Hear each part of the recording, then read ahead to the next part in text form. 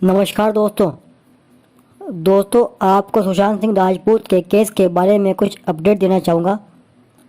दोस्तों, सुशांत के मामले में रिया की सफाई। जी हाँ दोस्तों, रिया चक्रवर्ती बोली, हाँ मैंने सुशांत के सबके सामने सॉरी बाबू कहा था। मैं और क्या कह सकती थी, उसकी मौत को मजाक बना दिया है। रिया के मुताबिक 14 जून को उनके एक दोस्त ने उन्हें सुशांत की खबर दी थी। रिया ने बताया कि आखिरी बार उन्हें देखते वक्त मैंने उनके शव के पैर भी छुए थे। सुशांत सिंह राजपूत की मौत के बाद इस मामले में उनके परिवार और फैंस के निशाने पर रही रिया चक्रवर्ती गुरुवार को सामने आई। एक मीडिया हाउस को दिए इंटरव्यू में उन्होंने अपने ऊपर लग रहे तमाम आरोपों को लेकर सफाई दी।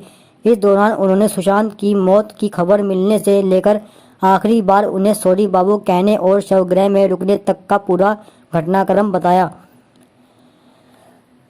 सुशांत की मौत की खबर मिलने को लेकर कहा, 14 जून को मैं दोपहर करीब 2 बजे अपने घर में अपने भाई के साथ अपने कमरे में थी। मेरी एक दोस्त है, उसका मुझे फ़ोन आया था कि ऐसी अफवाहें हैं कि ऐसा ऐसा हुआ है, तो इन अफवाहों को रोको अभी।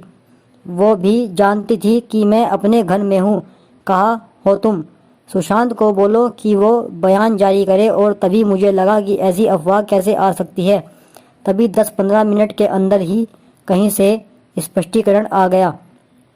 सुशांत की मौत की खबर मिलने के बाद उन्हें देखने के लिए उनके घर जाने के बारे में रिया ने कहा, नहीं मैं उनके घर नहीं गई थी, मैं टूट चुकी थी, मैं पूरी तरह सदमे में थी। मुझे समझ नहीं आ रहा था कि ऐसा कैसे हो सकता है। मुझे बताया गया कि उनके फ्यूनरल में आने वाले लोगों की लिस्ट में मेरा नाम नहीं है। इंडस्ट्री के काफ़ी लोगों का नाम था। मुझे उनसे पता चला कि मैं बिल्कुल नहीं जा सकती हूँ क्योंकि मेरा नाम नहीं है, और वो लोग मुझे वहाँ नहीं चाहते। उनका परिवार नहीं चाहता था कि मैं वहाँ मौजूद रहूँ। रिया ने बताया, मैं उनके फ्यूनरल में जाने के लिए तैयार थी, लेकिन मेरे इंडस्ट्री के जो 1-2 दोस्त इनवाइटेड थे, उन्होंने फ़ोन करके और एक ने मुझे घर आकर भी समझाया गया कि तुम वहाँ नहीं जा सकती क्योंकि वो लोग तुम्हें नहीं चाहते, तुम लिस्ट में भी नहीं हो, तुम जलील होगी और तुम्हें निकाल दिया जाएगा। तुम्हारी मानसिक स्थिति वैसे ही ठीक नहीं है, वो तुम मत जाओ।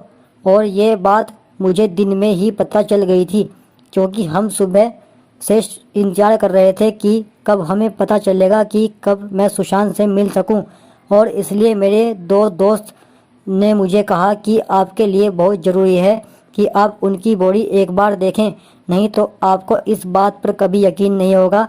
आप नहीं मान पाएंगे कि ऐसा हुआ है, और ये स्वीकारना बहुत मुश्किल होगा। शवगृह में सुशांत की आखिरी बार सॉरी बाबू कहने की वजह पूछे जाने पर रिया ने बताया, हाँ तो ऐसे में कोई किसी को और क्या कहेगा जो अपनी जान गंवा चुका हो। आई एम सॉरी कि आपने अपना जीवन खो दिया है, और आज आई एम सॉरी कि आपकी मौत को एक मजाक बना दिया गया है।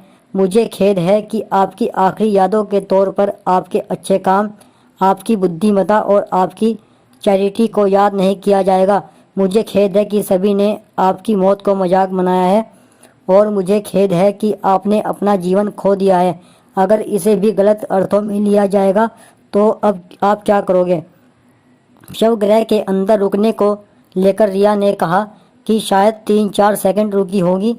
मुझे बाहर इंतजार करने के लिए कहा गया था। मेरे दोस्तों ने किसी से निवेदन किया था कि एक बार बॉडी देखना चाहती है, तो उन्होंने बोला कि एक बार जब पोस्टमार्टम ख़त्म हो जाएगा और बॉडी जब वैन की तरफ जाएगी फ्यूनरल के लिए, उस समय आप देख सकते हो।